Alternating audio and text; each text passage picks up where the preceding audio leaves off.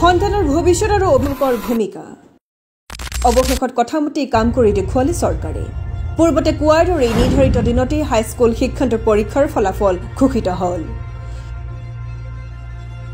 তুলনামূলকভাৱে ফলাফল ভাল কাৰণ উত্তীৰ্ণৰ হাৰ ৭৫%তকৈও বেছি এতিয়া সময় আহিছে প্ৰতিজন উত্তীৰ্ণ ছাত্ৰ ছাত্ৰীৰ ভৱিষ্যত নিৰ্ধাৰণৰ সময় ক'ত পঢ়িব কি পঢ়িব ইত্যাদিৰ বহু সপোন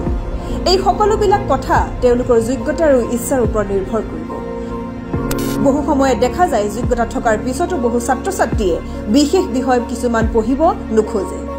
আৰু অন্য কিছুমান যোগ্যতা নাথাকিলেও তেনে বিষয় কিছুমান পঢ়িবলৈ ইচ্ছুক হয়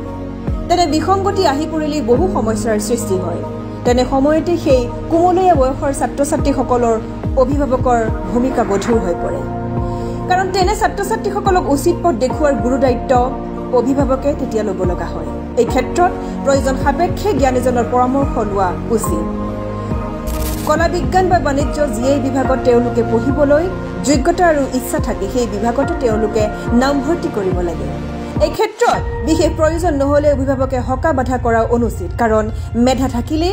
যিকোনো বিষয় পঢ়ি সফল হ'ব পাৰি যদি ইচ্ছাৰ বিৰুদ্ধে কিবা বিষয় কেৱল মাত্ৰ অভিভাৱকৰ কথামতে পঢ়িব লগা হয় তেনেহলে তেনে ছাত্ৰ ছাত্ৰীয়ে ভৱিষ্যত ভাল ফলাফল দেখুৱাবলৈ সক্ষম নহবও পাৰে সেয়েহে অভিভাৱকসকলে ছাত্ৰ ছাত্ৰীসকলৰ ভৱিষ্যত গঢ়াৰ প্ৰথম খোজটো দিওঁতে সঠিক পথ দেখুৱাই দিয়াৰ গুৰুত্ব লৈ নিজৰ ভূমিকা সুচাৰুৰূপে পালন কৰিব লাগে কিয়নো যিদৰে এক উচিত সিদ্ধান্ত সহায়ক হ'ব পাৰে তেনেকৈ এক ভুল সিদ্ধান্তই বিৰূপ প্ৰতিক্ৰিয়াও কৰিব পাৰে সেয়েহে অভিভাৱকসকল অতি সচেতন হোৱাটো প্ৰয়োজনীয় বৰষা বৰদলৈৰ ৰিপৰ্ট ইউএনইউ